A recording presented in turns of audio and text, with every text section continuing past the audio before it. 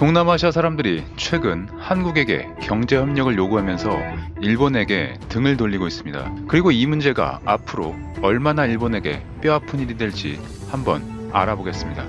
구독과 좋아요, 알림 설정은 좋은 컨텐츠 제작에 큰 도움이 됩니다.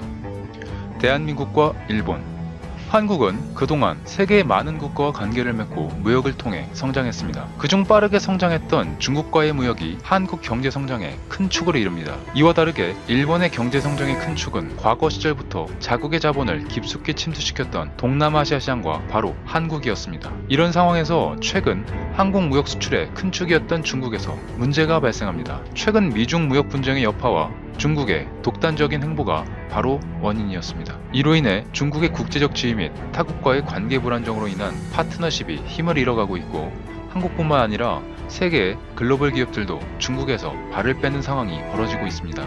또한 일본의 일방적인 한국에 대한 경제 제재로 인한 충격에 기인한 국제 무역에서 단일 국가 의존도 분산 필요성 요구와 새로운 시장의 개척에 대한 전략의 일환으로 소비 인구가 충분하며 발전 가능성이 높다고 생각되는 동남아시아 시장이 주목받고 있습니다. 여기서 인구수가 왜 중요할까요? 나라가 발전하기 위해서는 인구수가 매우 중요합니다. 인구수가 국력이라는 말도 있을 정도죠. 예를 들어 중국도 넘쳐나는 인구를 기반으로 저가 노동력을 내세워 그동안 세계적으로 눈에 띄는 급성장을 해냈고, 인도 또한 인구수를 강점으로 강력한 경제력을 가진 글로벌 일원으로 부각되고 있습니다. 하지만 최근 동북아시아에 속한 세 나라인 한국, 일본, 중국은 곧 인구 정점을 찍고 전체 인구가 감소할 것으로 예상됩니다. 특히 노령화가 급속히 진행되는 반면 출산율은 세계 최저 수준에 해당하는 한국과 일본은 상황이 매우 심각한 상태죠. 중국의 경우는 현재 세계 인구 1위인 점을 감안한다면 내수시장에서 어느 정도 충격에 버틸 수 있지만, 한국과 일본의 내수시장은 생산력과 구매력을 가진 인구의 감소로 인해 독자적으로 유지조차 힘들 것으로 보여지며, 지속적인 성장을 넘어 국가의 유지 및 생존을 위해서라도 이것을 대체할 수 있는 나라를 찾아 새로운 시장을 개척할 필요성이 높다는 것이 전문가들의 의견입니다. 이렇게 우려되는 상황에서 한국에게 기회가 찾아오고 있습니다. 그 기회의 바람은 남쪽 바다에서 불어오고 있었습니다. 그곳은 바로 같은 아시아권인 동남아시아 지역입니다. 최근 동남아시아 국가연합인 아세안이 먼저 한국과 함께 미래를 만들어가자고 제안하기 시작한 것이죠.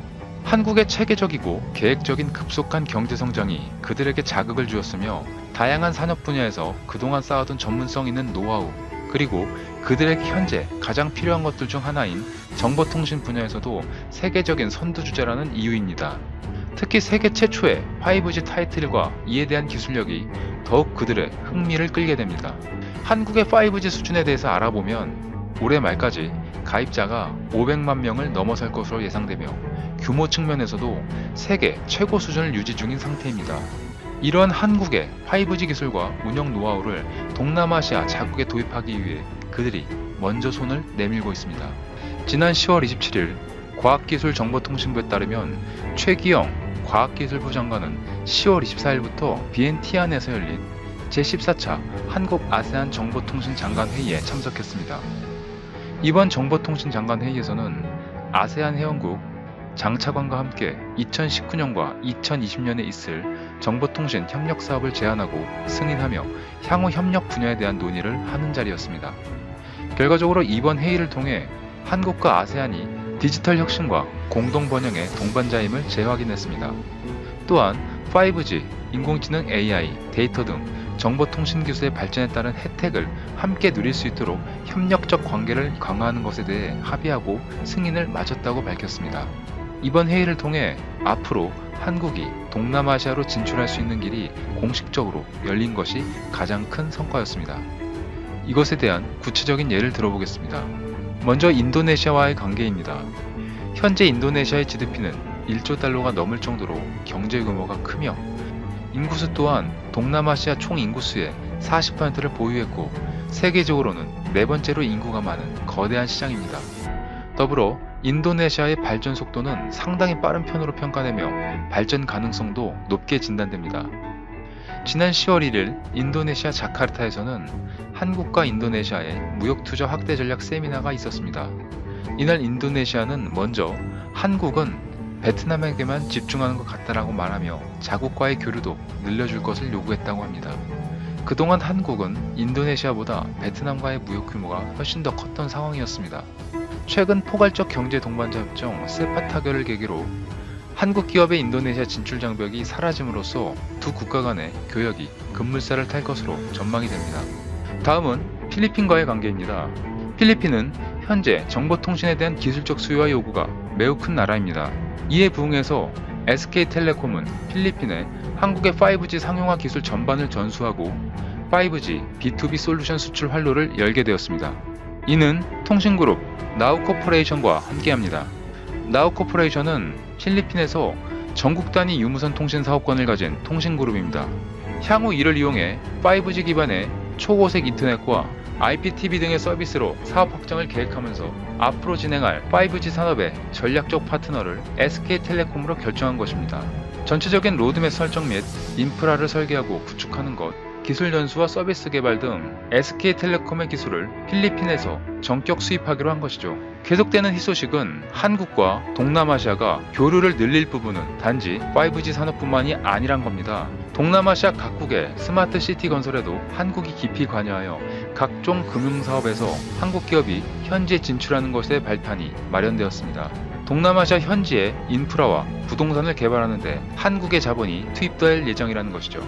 이런 상황에서 아세안 지역이 각종 미래 산업에서 지금까지의 파트너였던 일본을 떠내보내기 시작합니다. 하지만 정작 일본인 본인들은 아세안 국가들이 왜 이렇게 행동하는지 모르고 단지 한국과 행동을 하는 것에 대해서만 의문을 가지고 불만을 표출합니다. 흡사 한국이 본인들의 시장을 뺏었다고 생각하기도 하죠. 하지만 그 원인은 일본인들 본인 스스로에게 있었습니다. 과거로부터 동남아시아 지역에서는 생활 속 깊숙이 일본의 자본이 침투해 있기 때문에 동남아시아 사람들은 일본이 그들의 삶 속에서 매우 중요하다고 인식이 컸습니다. 그래서인지 그들은 일본에 대해 좋은 인상을 가지고 있었죠. 하지만 최근 매체의 발전으로 인해 기존에 일본인들이 내면에 가지고 있던 생각을 동남아시아 지역 사람들이 알기 시작했습니다. 일반적으로 일본인들은 예전부터 가지고 있던 고약한 특성이 있었습니다. 바로 우월주의입니다. 스스로 자신들은 다른 아시아인들과 다른 부류의 사람이라고 생각하는 그들만의 우월주의를 가지고 있던 것이었죠. 그래서 자신들을 명예 유럽인이라고 할 정도로 아시아인들과는 거리를 두려고 했습니다.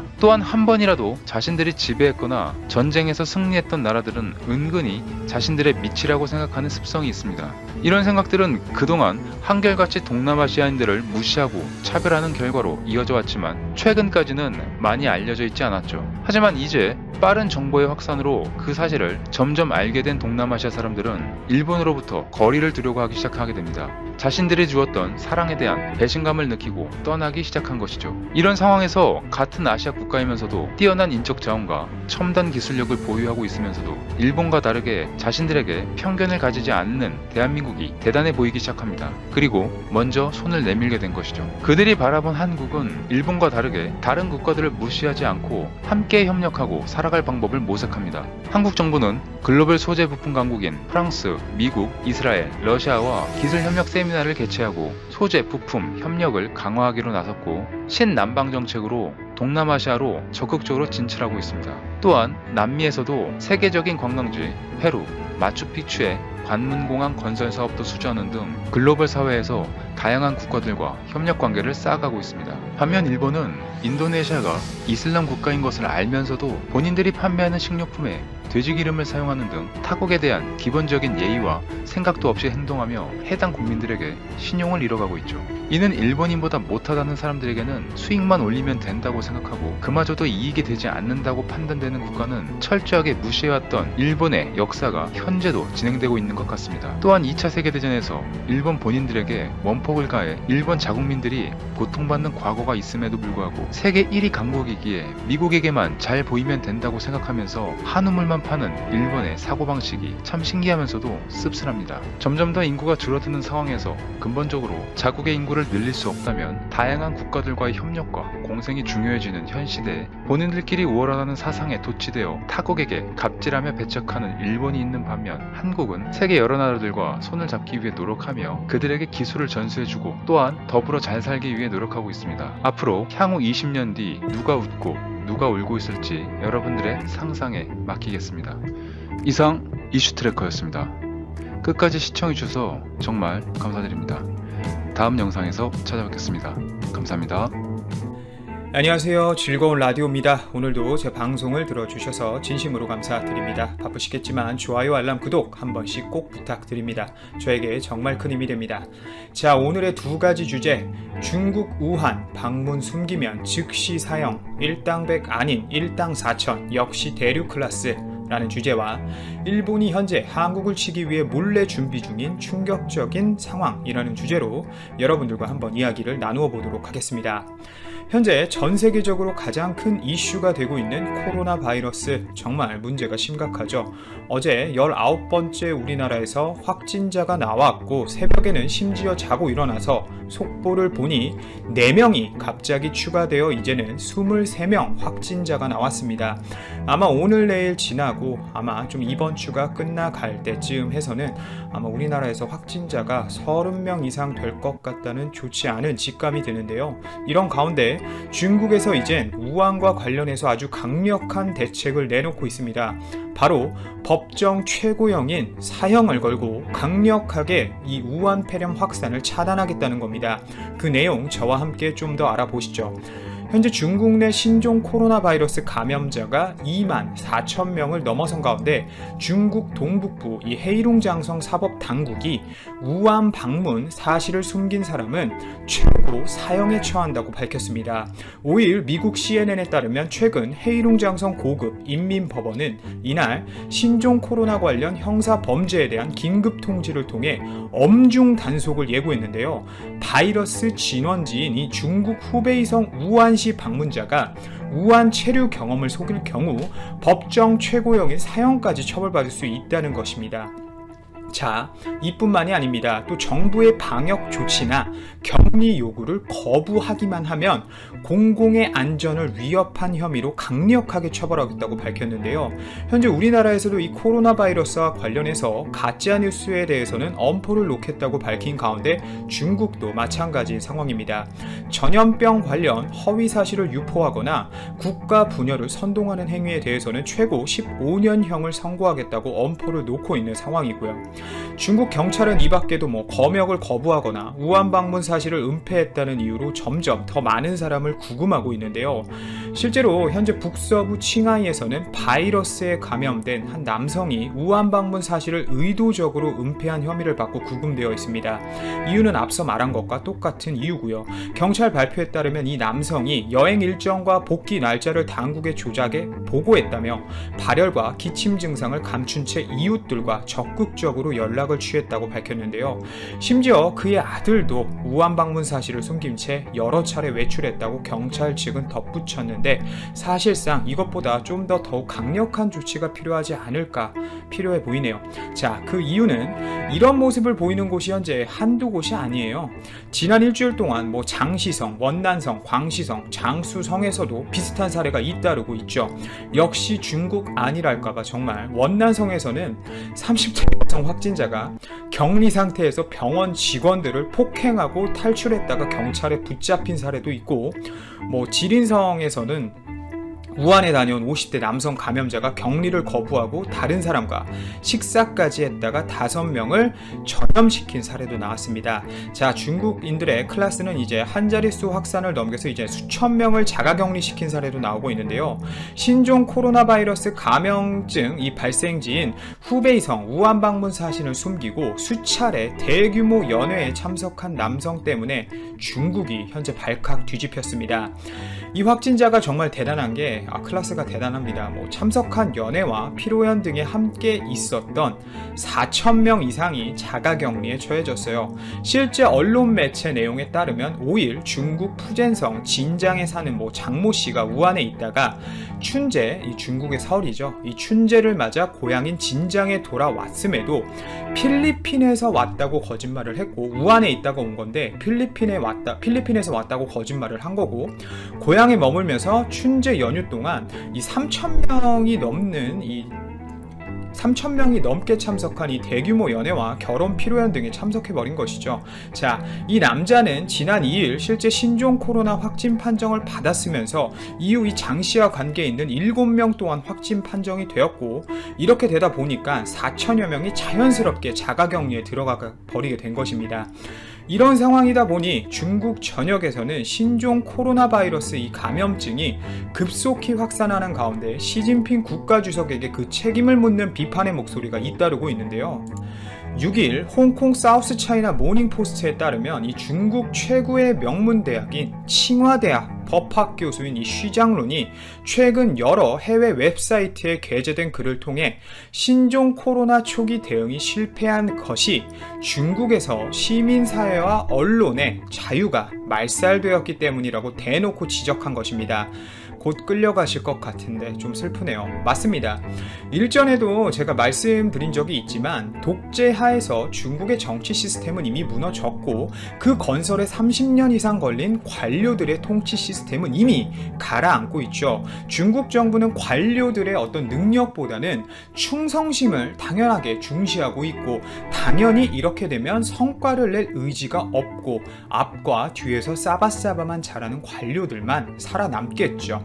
앞서 말씀드린 이 쉬장룬 교수 같은 경우는 옳은 말만 하다가 2018년 시 주석의 장기 집권을 가능하게 한 개헌을 비판했다가 정직 처분을 받은 이력도 있고 거기에 출국 금지와 중국 내 저작물 발행 금지 처분까지 받아왔습니다. 이런 모습만 봐도 얼마나 중국 내에서 자유가 없는지 아시겠죠? 우리나라는 절대 이렇게 되지 않길 바라고요. 그리고 이런 복잡한 상황에서 일본이 또 우리나라를 타격하려고 하시는 것 아시나요? 일본 정부가 한국의 조선산업 구조조정을 또 문제 삼아 세계무역기구 WTO 분쟁 해결 절차 상위 양자 협의를 새삼 요구한 것은 일본산 수산물 수입 금지를 둘러싼 분쟁에서 한국에 패소한 데 대한 서력전으로 일본 총리실이 또 주도했다는 일본 언론의 보도가 흘러나왔습니다. 자, 일본이 지난달 31일 한국 정부가 2018년 추진한 조선산업 구조조정 정책 등에 대해 양자 협의를 요청한 것 혹시 여러분들은 알고 계신가요?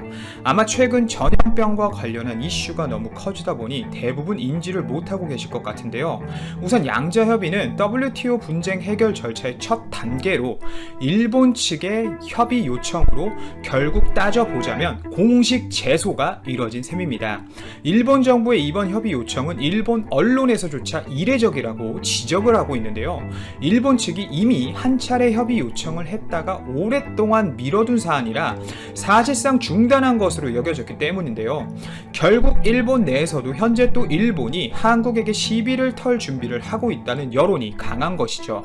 자, 조선업 분쟁에 대한 역사를 좀 알아보면 일본은 1차로 2018년 11월 16일 한국 정부가 경영난에 빠진 대형 조선업체에 약 1조 2천억 원에 달하는 금융지원 등을 통해 시장 경쟁을 왜곡하고 있다고 주장하면서 WTO 분쟁 해결 절차 상의 양자 협의를 요구했었습니다. 그리고 그해 12월 19일 한 달 정도 지나서 서울에서 열린 이 양자 협의에서 한국 정부가 조선산업 구조 조정은 정당한 정책 집행으로 WTO 규정 위반에 해당하지 않는다는 입장을 견지해 협의가 결렬되었었고요.